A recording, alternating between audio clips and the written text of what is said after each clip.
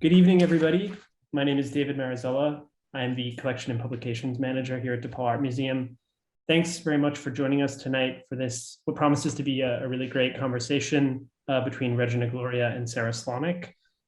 This talk is happening in conjunction with our current exhibition, which is entitled Learned Objects, Studio Works by William Estrada, Regin Igloria, Nicole Marroquin, and Rochelle Royster at DePaul Art Museum, open now through February 13th. So if you haven't come by to see the show, definitely make some time to come by and see the exhibition, see it in person, and you can also see it online on our website as well.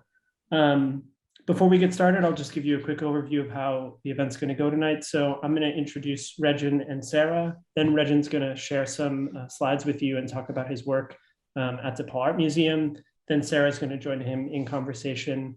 And then around 6:45, 6:50, we'll sort of open the floor up to those of you in the audience. We'll invite you to turn your camera on to make the space feel a little bit more welcoming and homey, and we'll take some questions from the audience before wrapping up. So to jump right into it, Regin Igloria is a multidisciplinary artist and educator based in Chicago. His drawings, artist books, sculptures, and performances portray the human condition as it relates to the natural environment and inhabited spaces. With several years of arts administration and teaching experience, he founded North Branch Projects, an organization that builds connections through the book arts. He works with various communities to create crossover between disparate populations and cultures, aiming to broaden the roles of both artists and non-artists. Igloria has taught at places such as Marwin, RISD, the School of the Art Institute of Chicago, Snow City Arts, and Carthage College. He received a 3 Arts Individual Artist Award, as well as local, national, and international grants, support through artist residencies, and has exhibited internationally. He received his MFA from the Rhode Island School of Design. And tonight, Regin will be joined in conversation by Sara Slawnik, who joined the 3 Arts staff in 2014 as its first director of programs, in which she oversees the organization's annual awards programs, 3AP, 3 Arts Projects, residency fellowships, and other artist support initiatives.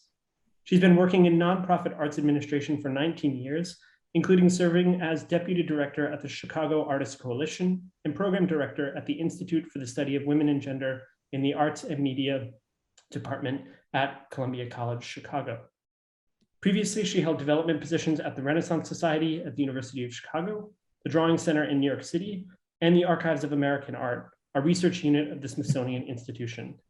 Since 2016, Sara has been board president of Comfort Station, a multidisciplinary art space in Logan Square.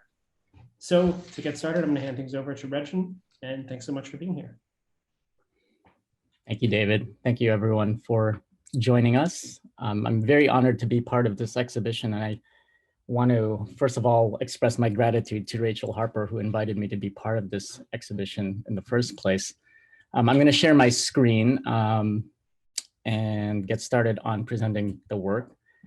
But I bring up Rachel because she had initially invited me because she had been interested in a lot of these drawings that I'd done years ago when we met at the Ragdale Foundation, and she started to get to know a little bit of my work. And although I think most of the artistic community and the art world knows me as this bookbinder, this person who runs bookbinding workshops and such, she really acknowledged and recognized the type of work that I was doing in drawing. And I want to keep going back to this idea of drawing because it really is essential to all of the work that I'm doing and the work that I'll talk about tonight.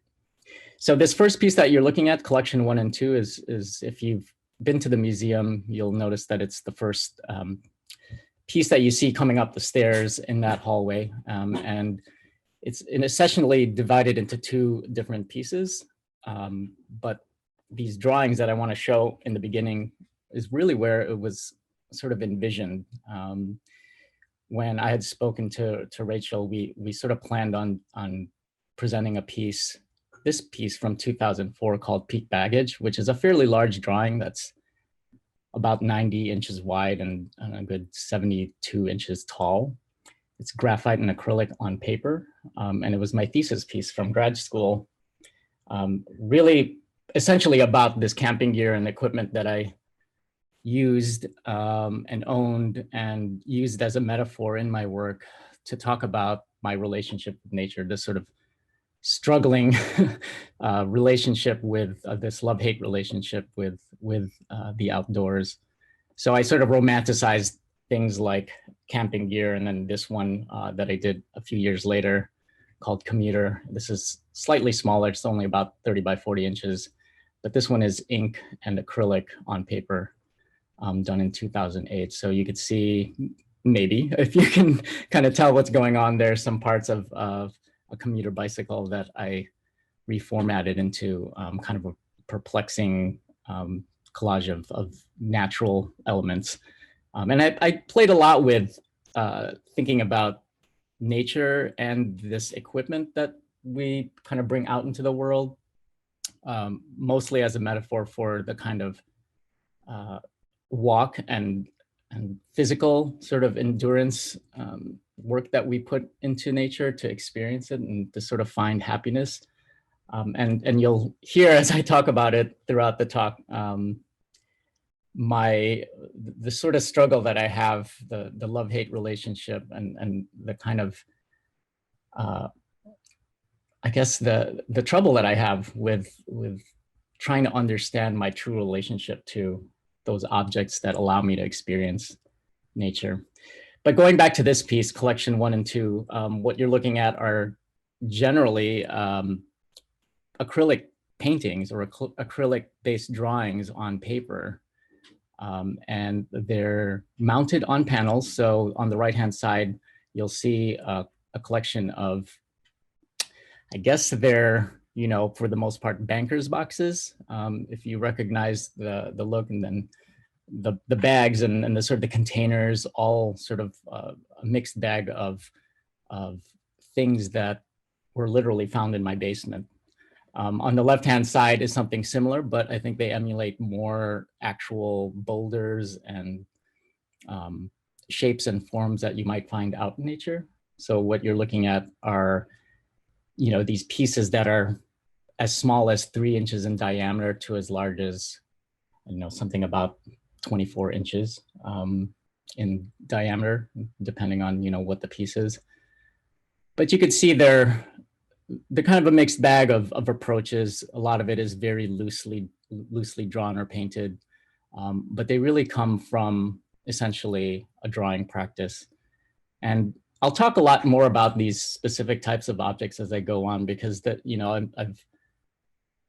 I've been really torn about my relationship to these things, mostly because they are indicators and symbols of a lot of strife, mostly because there's kind of a long story behind it, but the fact that I'm sort of surrounded by them where I live. You know, I'm actually living back in the childhood home where I grew up, and so my parents are no longer alive, and I've sort of reoccupied the place with my sister, and so the items, the objects, are from, you know, literally 45 years of our family living.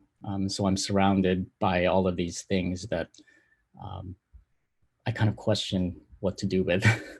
So if these are just details of the drawing pieces, and you could kind of see how I've worked the graphite into the paint and vice versa. You know, it takes on a little bit of a different form from those initial drawings that I showed, because they are more relief-like. And you could see, based on this image, that they do have some kind of relief or sculptural three-dimensional element. And I think that that's purposeful, because I made a decision not too long ago, mostly because of my immersion in stuff, immersion in these objects that I can't ever seem to get rid of. You know, they're in storage units, they're in the basement, they're in my car, they're in the garage, you know, they're in all of these sort of spaces that I occupy.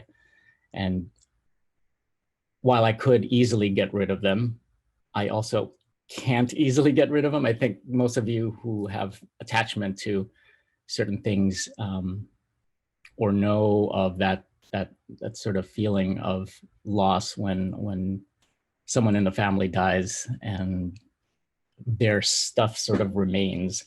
And you know that's kind of a tricky proposition. So I struggle with a lot of what to do with objects. I struggle with a lot of my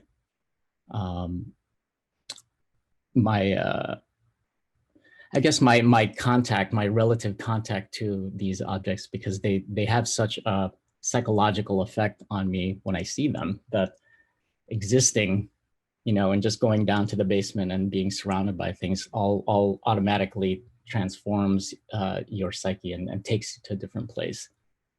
So we'll talk more about these, there's very specific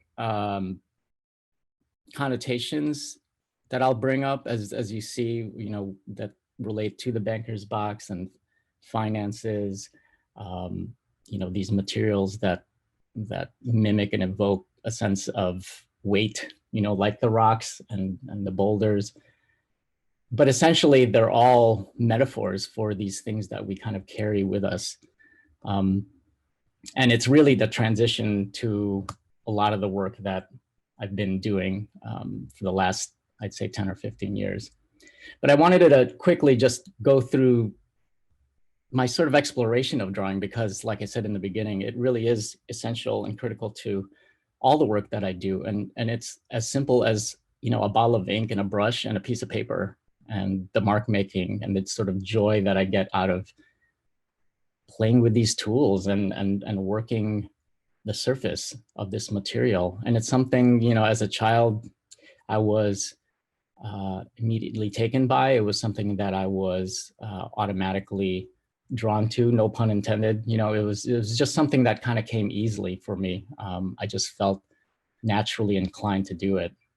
So a lot of these images that I'm showing is just kind of an overview of the range of techniques and I guess the exploration that I have in mark making, from, a very simple liner brush where I would do these exercises in drawing things clockwise and then drawing things counterclockwise, to working in a sketchbook where I combine writing and text and with the drawing, have my morning cup of coffee and sort of start off the day with kind of a typical journal entry.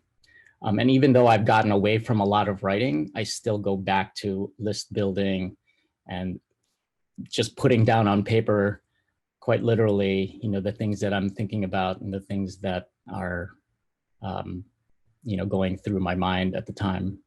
So none of this is really that profound. It's just one of these things that I do on a daily basis that I've learned to incorporate into my life.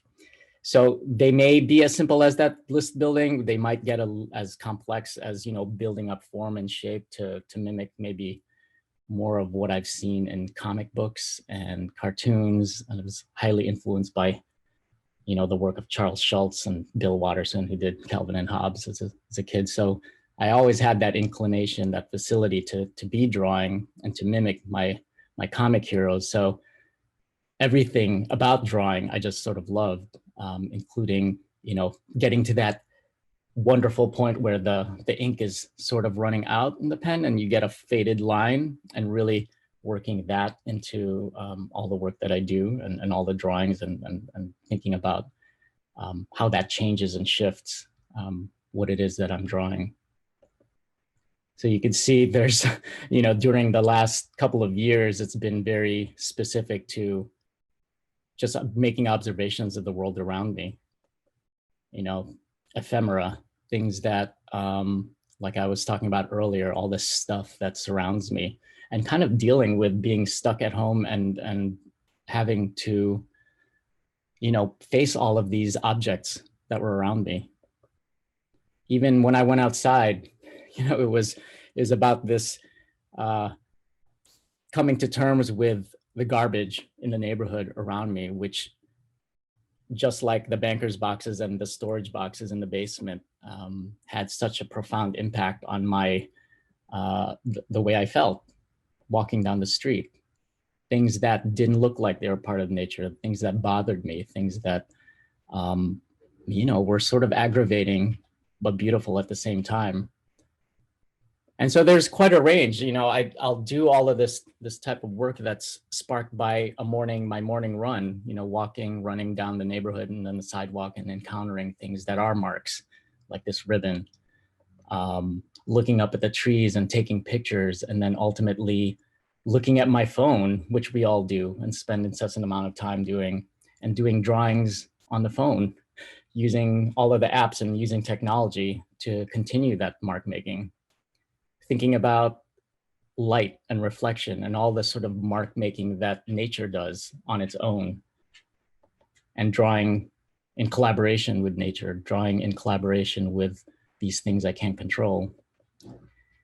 Even those runs, like I was saying, I used to try to separate my interest in running and my kind of world of running into one category or one place, and then thinking about my drawing and my artistic creative endeavors in another. But quite frankly, I can talk about running and art making and drawing in the same regard at all times at this point. It's everything about pacing, everything about breathing, everything about the practice of this work is all integral, and it's completely immersed in the same category for me. It really is just essentially who I am. So when we go back to the banker's boxes, it is about this exploration of these objects, taking them apart, putting them back together, or maybe just enjoying, kind of following contours and thinking about the implications of that moment, whether it be 2 minutes of drawing or half an hour of drawing.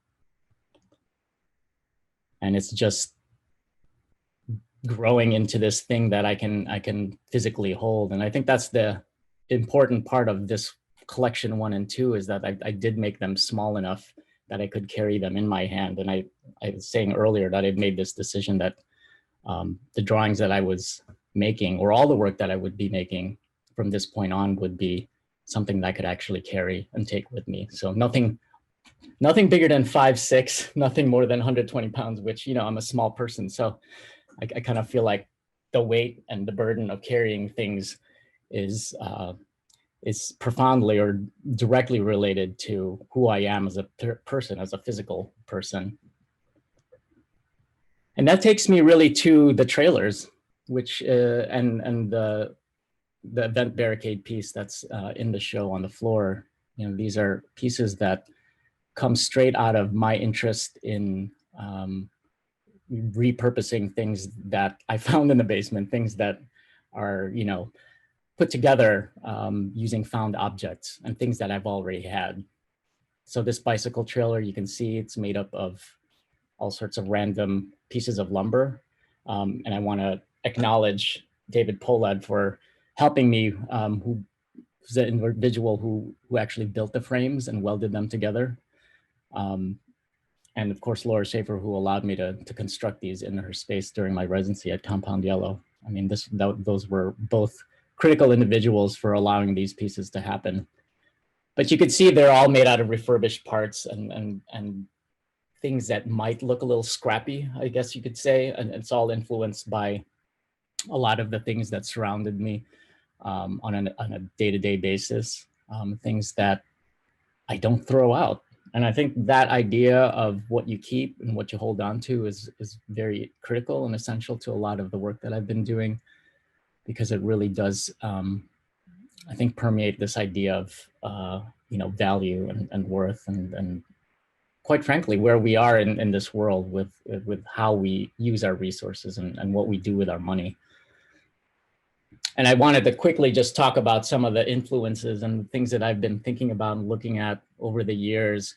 This looks like one of my pieces. I wish it were, but it was actually just somebody's trailer out in Lincoln Square in my old neighborhood that I encountered. I love everything about this thing. The bike trailer, the reflective vest, these loose parts that are sort of just affixed. I love the idea of people who carry these things with them. This is a film shot from The Straight Story. If you're not familiar with it, it's about this. It's a true story, a David Lynch film, interestingly enough, of Alvin Straight, who wrote a trailer or a lawnmower and pulled a trailer from Iowa all the way up to Wisconsin to make amends with his brother who was sick. And he didn't drive, so he had to find another way to get over there. It's just, we could talk a little bit more about this in our discussion, but I'm very profoundly influenced by this idea of people in the landscape and this sort of nomadic lifestyle.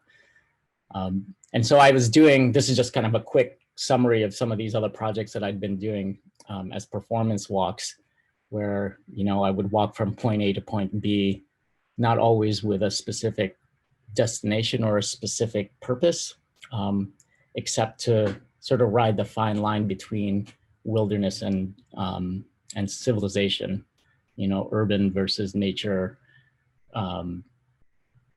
the sort of liminal space between things. And so myself as a walker, as a person traveling through, was never really intending to land anywhere. It was mostly to experience and sort of ride that fine line between two spaces. So for instance, the lower right-hand side was in the beach in Florida. On my right-hand side was the massive ocean, and flanking to my left was a row of hotels, literally for miles. And then the one on the left, hiking up this snow trail in a snowmass village. You know, you're hiking up this mountainside, which should be just a complete immersion in nature, but you're surrounded by skiers and people with expensive equipment. And that sort of relationship between who is experiencing these bits of nature and who doesn't get to experience it was always prevalent in my work. And I've always been thinking about the sort of privilege that I've had in being able to walk these different places. So over the course of the years, I've done a lot of walks, some of them with equipment, some of them with other people, some of them by myself.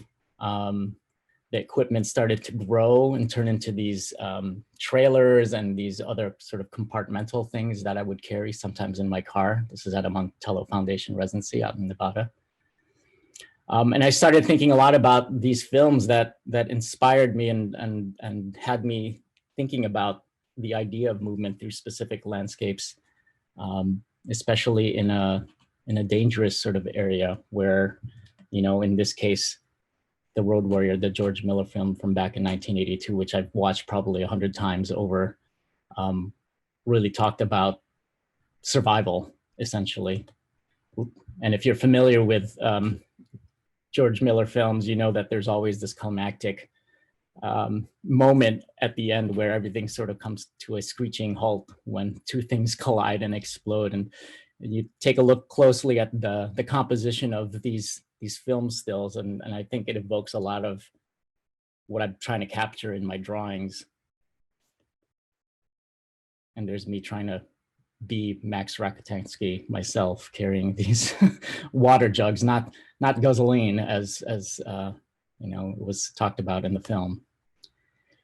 But I'll just quickly go through these other images. I mean, I know I'm sort of getting to that point, but these are all images of that clutter, that's sort of the stuff that I've sort of accumulated and I've tried to deal with. And I started to organize things during my residency at Compound Yellow. So all of these parts, you sort of call it organized organization, you know, or organizing organization, kind of a reflection of what I'm doing in drawing, a reflection of what I'm doing with all the stuff that I have. Those are the trailers sort of being partially made. And then the final piece again. And then I'll just finish off with the last piece, the event barricade, which is, if you look closely, it's made out of the backs of envelopes, specifically financial statement envelopes that I've been collecting over the years. You're probably getting the sense that I'm a real pack rat, and I'm quite a, you know, hoarder of things, and that's true. We'll talk a little bit about that, I think, Sarah, in a little bit. But I was doing these pieces where I was trying to create compositions with the sort of beautiful patterns that came in these security envelopes. And ultimately, I started to think about a lot of these other objects that I essentially wanted to make something out of it, because to me, the financial statements pose a very specific type of experience, whether it be school loans or credit card statements, all of these things that sort of created these barriers in my life.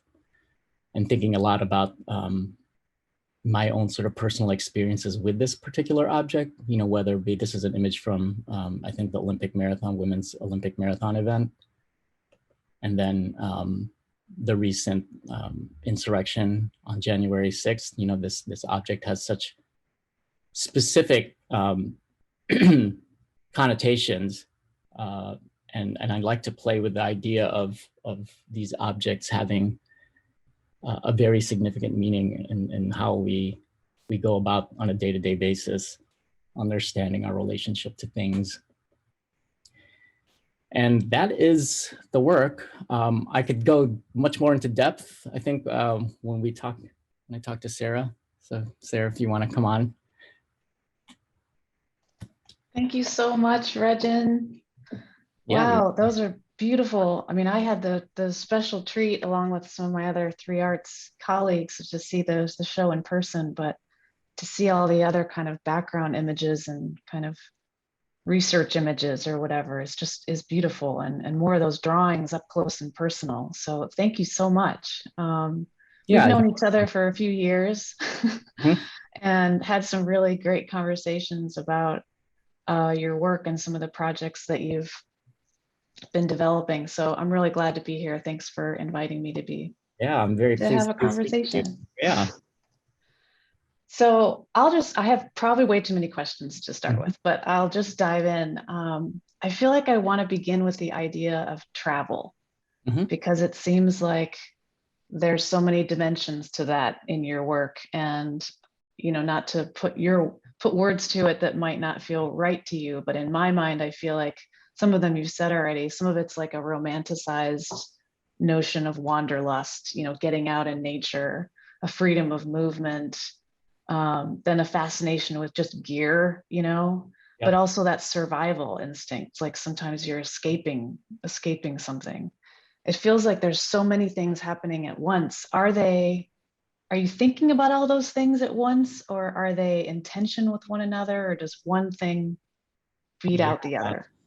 Well, thank you. It's very thoughtful. It's all of that. Yes, for sure. It may not be all at the same time, and I probably have come to understand it in different time frames. But everything that you said is pretty much exactly what I've been thinking and going through. And I'll just take it back to the sort of the beginning. My initial foray into travel, or my interest in travel, really is happening because I never really got to travel as a child. We couldn't afford to take vacations. We couldn't really afford to do anything extravagant. A road trip up to Wisconsin Dells, was the most thrilling thing for me growing up.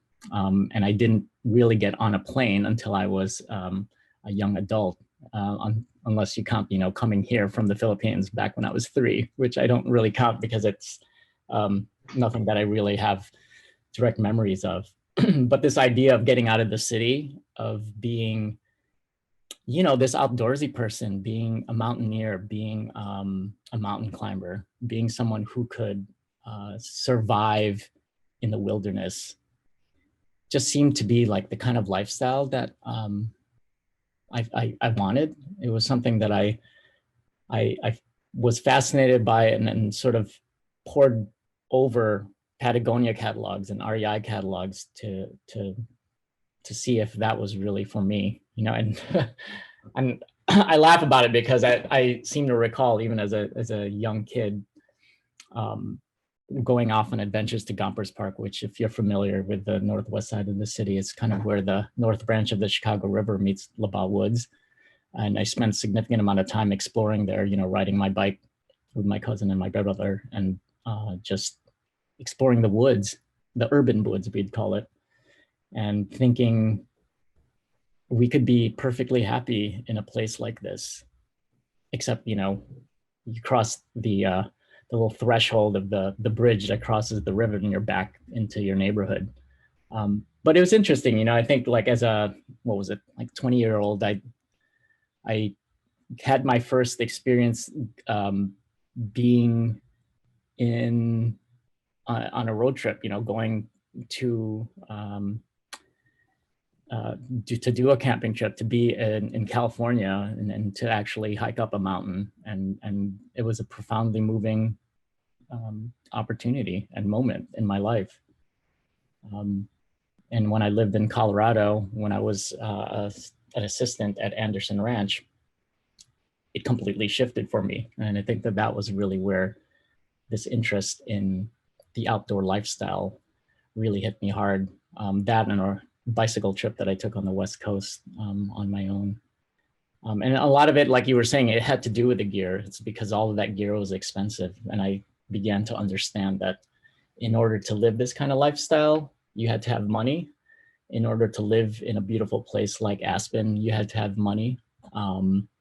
In order to be able to get up to the peak of a mountain, you had to have money, you know, on some level. And, you know, the people around me who were doing that, who were living a particular kind of lifestyle that allowed them to do that, had money. Unless you were an artist, that was the interesting thing, you know, like becoming an artist and deciding to become an artist allowed me to be in a place like Anderson Ranch. And so even though I was only making $250 a month, I was able to hike up a 14er almost every other weekend. And the most profound sort of moment happened when I was able to do one of those hikes, because I was hiking up with my friends, and the moment that we reached the peak of this 14er, Capitol Peak, I think it was called, you know, this was after like 4 hours of trekking up all morning. And nothing too technical, but it was still a pretty significant height, especially in that altitude. But the moment that we reached the peak, this private jet zooms by, you know, and it flies right across. We could see it perfectly. And the most amazing thing was it was actually below us. So we were higher than this fancy jet that, you know, whoever was flying in it was obviously well-to-do. But for us, it at least for me, it was a very profound moment, because it allowed me to sort of go beyond this idea of wealth, you know, like I can still have this experience without that money, without those resources. And so I think about that today, you know, like just every encounter that I have with nature, every encounter that I have with equipment or fancy gear or things that would typically be expensive, I'm just enamored by it. I'm just like constantly struggling to understand why I'm so drawn to it and why I'm so repulsed by it at the same time. Yeah, it's funny because then the materials that you use, like I loved when you were showing the trailer you saw on the street, someone's little like bike trailer is like art. That's art to you, right? That's beautiful. Oh, totally. But then you use, and maybe that's really fancy gear, I don't know. But then I love that you also, when you're making your trailers, you're using repurposed materials. Yeah, right? well, it is all repurposed, and then it's specific to a couple of reasons. One, I mean, first of all, I was very influenced by my father, who was the original DIY guy. I mean, he was doing repurposed stuff before it was cool, right? He was, you know, taking parts of an old refrigerator to make a new kitchen cabinet. You know, he made our bunk beds when we were young, and out of 2x4s and some twine. You know, it was the kind of thing where he just used what he had because that's what he could afford, and it made sense to him. And he was self-taught, so he didn't have like a fancy woodworking degree, you know, from some art school. He just sort of watched Bob Vila, and that was one of my favorite memories, you know, spending Saturday mornings watching this old house with him. And he would learn a lot of these skills and sort of take these ideas of construction and kind of apply it to whatever we had. And, you know, I think about him a lot because I'm not a very skilled woodworker. And you know, he was doing everything by hand, and here I am like, I need a saw for this. I need some power tools. So the things that his values, you know, this idea of doing things by hand, doing things that are, you know, don't require a lot of money, are completely instilled in me, but I still have a hard time doing that. I think he was way better at that than I was, and I ever will be. But all of that sense of the value of things, and I think finding the beauty of finding a really nice piece of wood, you know, that could be old timber or whatever, but just using stuff that actually belonged to somebody else, you know, that maybe was in somebody's basement, which was definitely the case with some of those pieces that you saw. You know, I helped a friend dismantle their basement. I helped, you know, some other people take apart some other things. That they're all just giving it to me because I'm interested in collecting these random parts. But yeah, it's I think the equipment and the gear is definitely reflected in the quality, the so-called quality of the parts and the materials that they're made out of. Yeah. You're making me think about like just the practice of looking at objects, you know, and sometimes I think artists have a very different and beautiful way of looking at things. You know, I've had a little practice of drawing myself, and obviously drawing is a huge part of your practice, and it's often about very intentional looking at something and focusing on it, and then maybe being, you know, rendering that on a page in whatever way your imagination wants it to be. But what role do you feel like looking has in your practice? Like, are you studying what you see? You know, is it very visual? I wouldn't necessarily call it studying. I think there's definitely a kind of appreciation that is very instinctive. It just sort of, when I come across it, it's just beautiful to me. Like it's all about form. It's all about shape, line, color, you know, all the things that you studied in art school, you know, in your first year. And there's something about, you know, just charcoal drawing. So it's one of my favorite things to teach, you know, is just like, let's sit here, spend time looking at this thing and really find every nuance of this piece of cardboard or this sphere, you know, and see how light bounces off something. And, you know, that's a very sort of romanticized way of talking about looking. I think, you know, it's something that I seem to recall a lot of my own teachers would talk about, or how they would talk about looking at something while you're drawing. But for me, it's almost at this point, it's just part of the daily routine. Like when I go out for a run, you're out there trying to avoid things so that you don't slide into things. It's a very practical thing. It might sound a little goofy, but you know, you're constantly observing the world.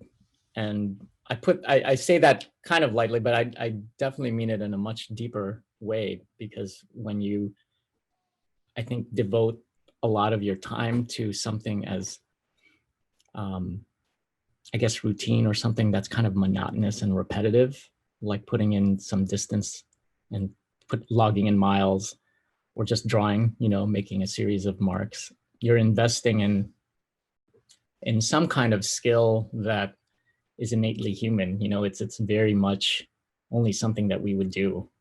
And I think that there's a lot to be said about devoting and allowing yourself to do that. It's not, to me, it's not that profound. It doesn't have to be. You don't have to think too hard about it.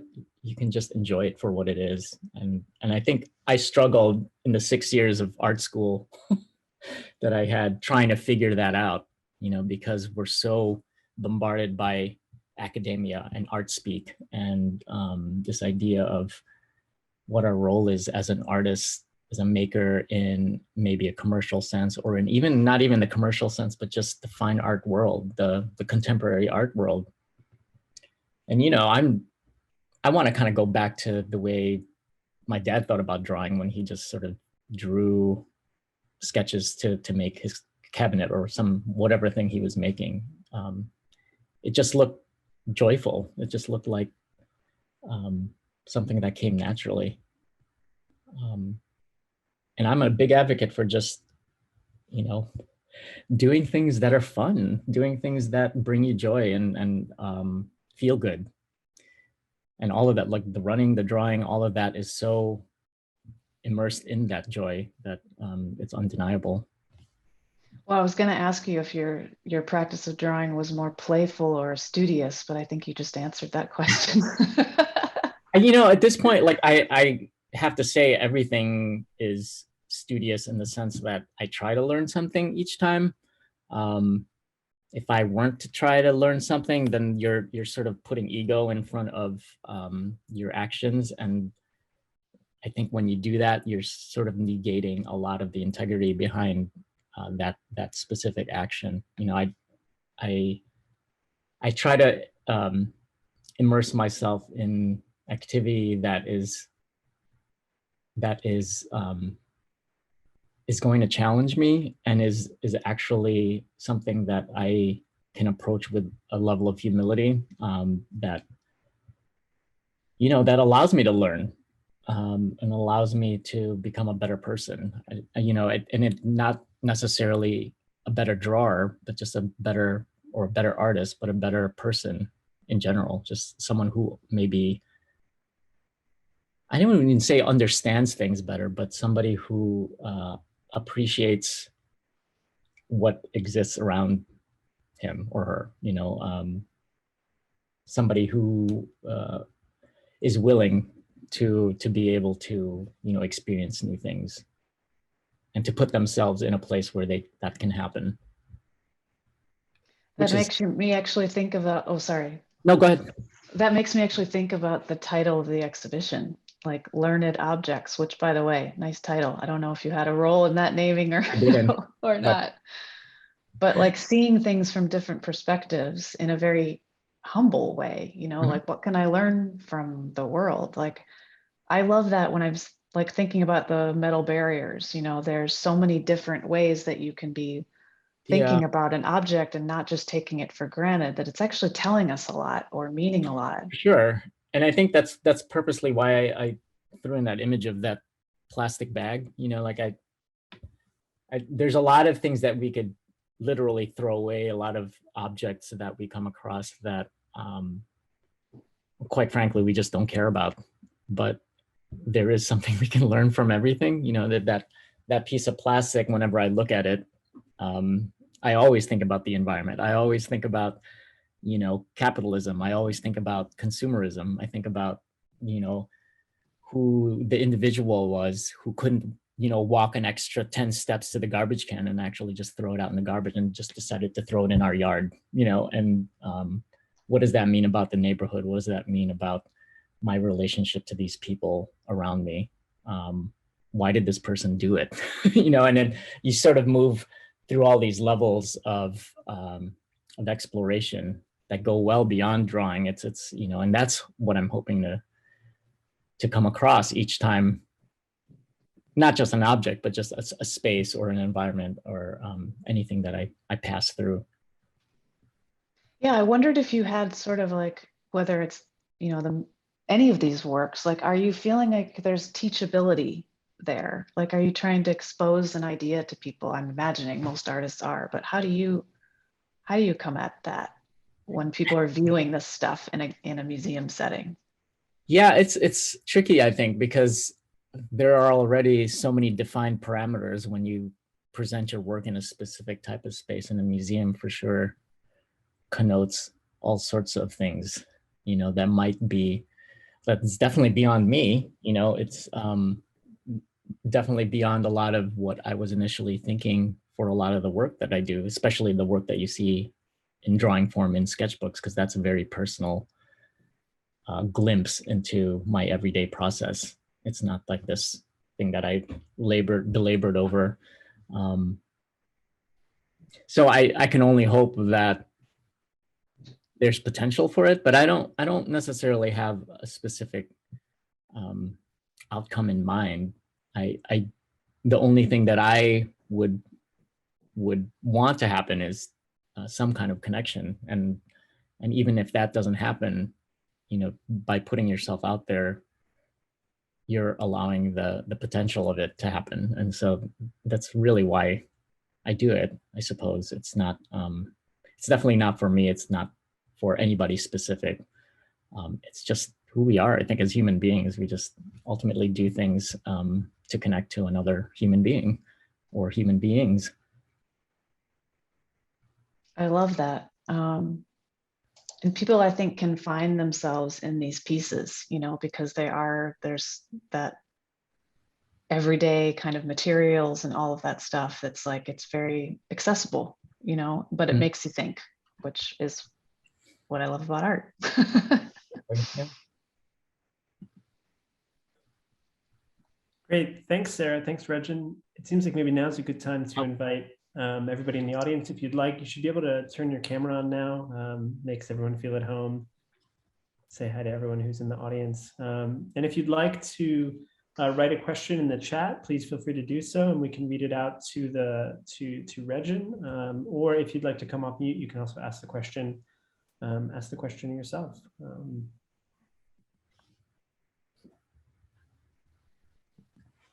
And in the meantime, maybe Regin, I'll ask you while people are thinking and sort of marinating on their questions.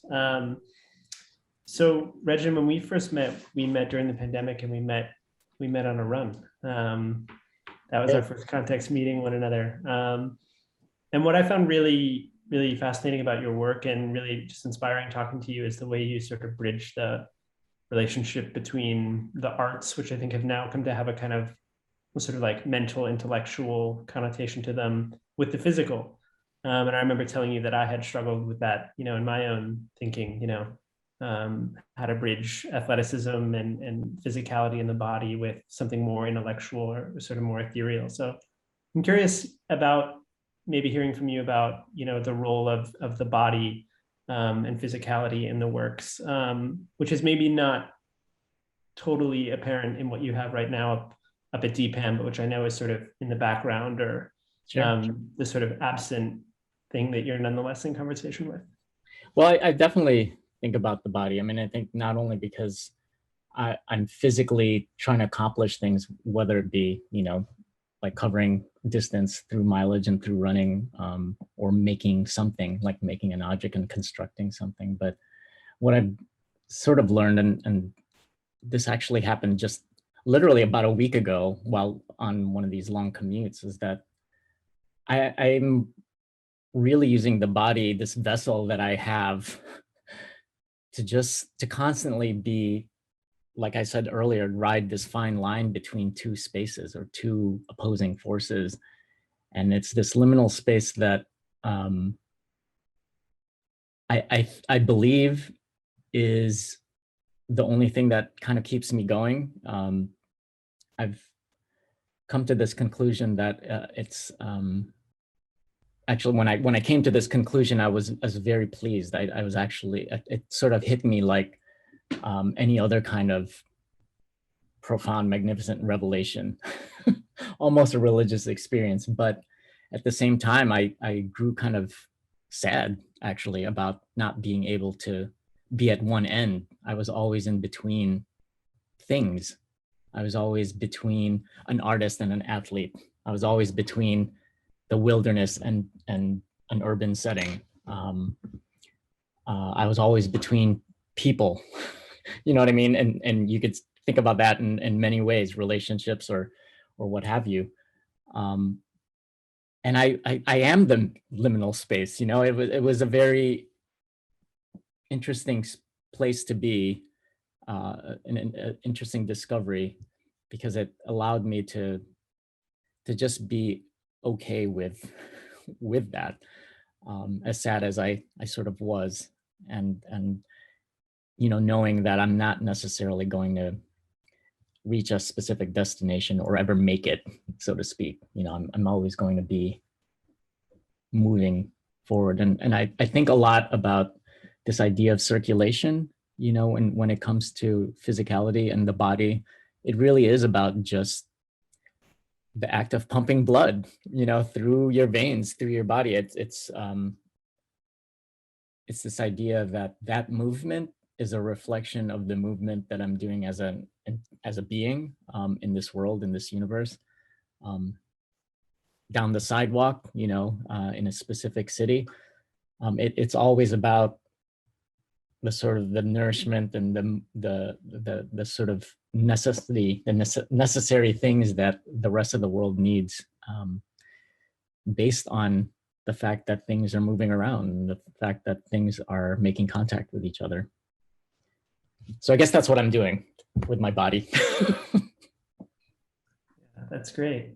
We just got a question from Antonia. I don't know if Antonia wants to read the message. If not, I can do it. Yeah, maybe. Go for it, David. Thanks, Antonia. I'll do it. So Antonia writes, "You are and have been such a dedicated artist. I should say an artist dedicated and true to their work, and equally an educator. Can you speak to what these two commitments mean to you and how they relate in your mind and practice?"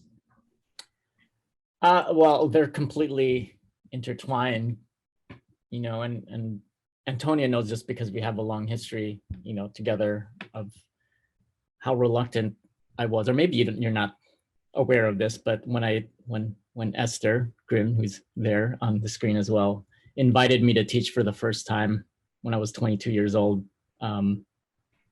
it didn't come naturally. Like, it was not something that I necessarily planned on doing. So I don't think I always thought of the two as being intertwined and interwoven.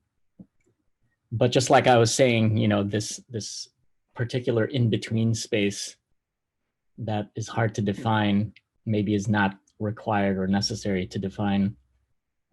You have to hold your own in both, and therefore you're never separating the two. Everything that I do in a classroom setting is sort of reflects back to me in a way that the learning experience or the idea of conversation or dialogue, it's so prevalent that I can't be in a better place. You know, I can't find myself finding more joy in that type of setting. So I liken it to a lot of the moments where I'm by myself in my studio and I come to some sort of conclusion, or I discover something new about drawing that I'd never done in my 47 years. Similar things happen when I'm in conversation with students who, teach me something each time they ask a question, because I have to figure it out. So yes, it's completely interwoven, and I don't separate the two at this point. It's just, it's part of the process.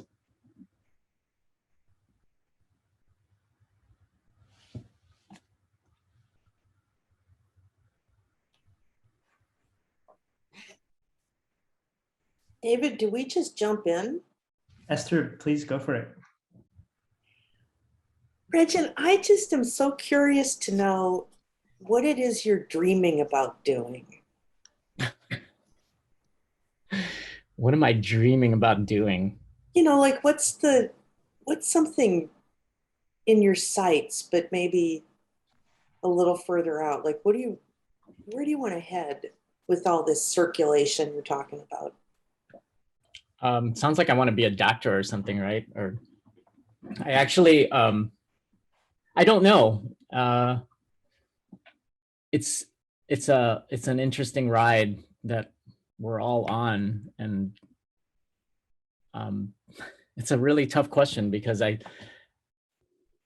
where I'm at is I feel like I've progressed so far with the work that I've been doing. Like, I've really figured a bunch of things out, but I am so perplexed still. And that movement and this sort of traveling through the landscape presents a very wonderful opportunity to go beyond what I could ever imagine. So when you talk about dreaming and thinking about what is it that I've always wanted, or maybe a place that I've wanted to go, or a moment that I've wanted to encounter, I have yet to discover that. Like I think it's yet to be revealed.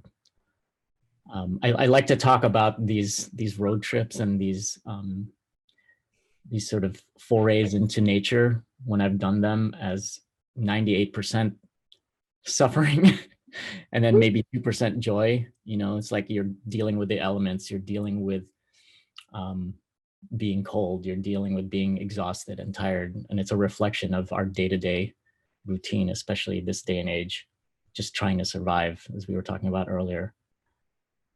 But, you know, you encountered that 2%, whether it be an encounter with someone, a conversation with someone, it could be a new skill that you've acquired. It could be, you know, a different type of sunset that you experience during that ride or during that walk or run or movement through the landscape that becomes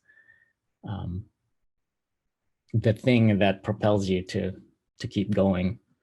So I know that that's kind of a cliche with, you know, the journey and not the destination. But I think when I talk about liminal space, it really is about always being caught between two places and never really landing and finding or accomplishing that dream. It's always pursuing it. I have a question. Not sure if I know how to phrase it, but this idea of constantly searching or moving forward, or like, what am I in between one thing and the next? What does it mean when you have an exhibition like this? You put a lot of work into getting these pieces out there. You share them with the world. You kind of hear feedback. Does it answer questions for you, or does it, like when you say you're like, you know, still perplexed, you know, like does an experience like putting your work out there achieve some kind of clarity or seem like a step towards understanding something that you're trying to work out more? Does that make sense? Yeah, I'm trying to say something profoundly moving because your question calls for that type of answer, but I'm afraid that, you know, it always just comes back to, you know, I just want to draw. Yeah, it's well, like your drawings are beautiful, so well, I think we all want you to keep doing those. The thing is, you know, I get to a point where I've finished creating a thing, an object, but it doesn't ever survive, you know, like just it maybe it's just the type of work that I make or the kinds of opportunities that I've had, but I've always had to take things apart or they've sort of like been dismantled. So I don't have this attachment to them like they're going to live forever or they're even going to live beyond me. I say that about my books, you know, I always say like, oh, my sketchbooks, I want them to go live beyond my own life. But with pretty much everything else, like I just know that they're going to come apart. They're going to fall apart. It's kind of like the Mad Max semi-trailer truck, you know, there's always going to be a moment when there's a collision and things explode and come apart. And then you deal with the parts that are sort of left over and then you build something else. And in my sense of it, I think I'm going to begin that through drawing once again. And it's going to start with the very basic, you know, ballpoint pen on paper or a brush and ink on paper. And then it'll turn into something else. But to me, that's exciting. You know, that's more thrilling than maybe seeing things kind of live forever in its own state forever, you know, in whatever institution or space or in somebody's home. Yeah, just to add briefly on Sarah's question, I was going to say that it's okay to say that maybe the ideal place is not the museum, and that you would prefer to have these works, because I heard you talk about that trailer you found in the street and you were like, oh, I wish this was my work. Right. Kind of like more excited things that you find outside because of these like life and art blending and, you know, not having that distinction so clearly. That seems to excite you more. Totally. And you know, whoever did that does it so much better. You know, they're the way they put things together is not through academia and it's not through art school or something somebody taught, you know, in some school. It's just through being a human being and sort of encountering experiences and living life that they're going to put together things. They're going to combine things because that's what we do. And I think that's a beautiful thing. Maybe one thing that comes to mind, Regin, well, first of all, you should, I look forward to maybe a future where you're doing product design for New Balance or something. And I would love to Is see that like a secret plug? I didn't even think about that, but I would love to see what, the work that you would make that would be, on people's feet or, out in the world. But yeah. I was, going off of what Yonit and Sarah and everyone's been saying, I was really struck listening to you talk tonight about, this, how non-academic and non-jargony, your approach is, which fits so perfectly with your work. But what was interesting too about your presentation was that it's the first time I've heard you mention, kind of like more explicit visual influences. And I was really struck by the David Lynch, by the Straight Story, which like among, Lynch people, like maybe you've heard this is the one and everyone's always like, oh, it's so weird that it's a David Lynch movie, but that's why it makes it's the a most Disney sense. film. Right. Yeah. But I'm curious, what artists, have inspired you or, have influenced your practice? Or do you not even think about it in that way?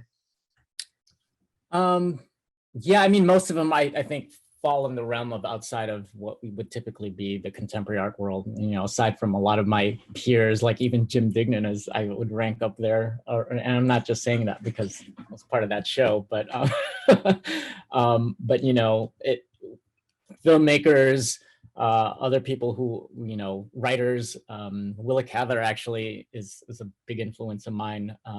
It was one of the first novels that I was profoundly moved by as a high school student.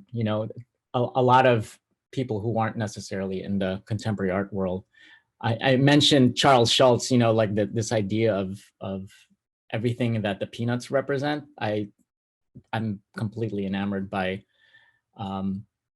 just his mannerisms in drawing. And, whenever he draws Lucy or any of those characters flip over, and then there's these kind of lines that sort of embody or imbue the sense of, I don't know, frazzleness, or just like, I don't know, whenever you get surprised, I don't think people flip over, right? But, that's that idea of how a visual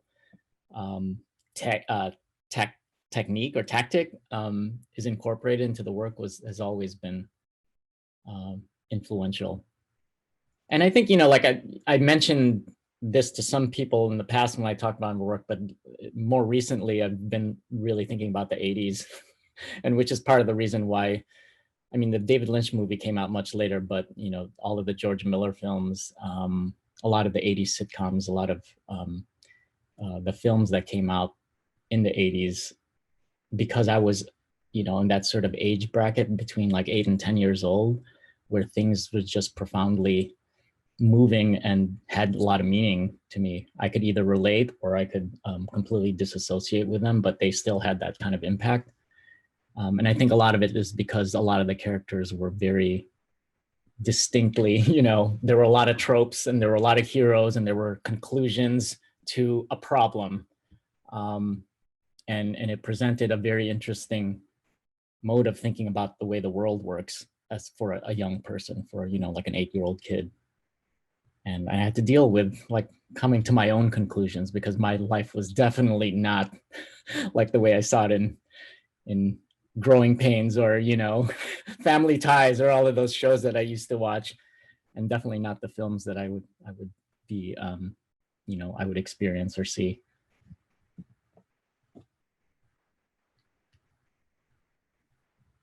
Great. Well, maybe this is a good place to wrap things up. Thanks everyone so much for coming tonight. Thanks to Regin, to Sarah for doing this conversation. Like I mentioned before, the exhibition Learned Objects is on view at DePaul Art Museum through February 13th. So find some time to come by and look forward to seeing you.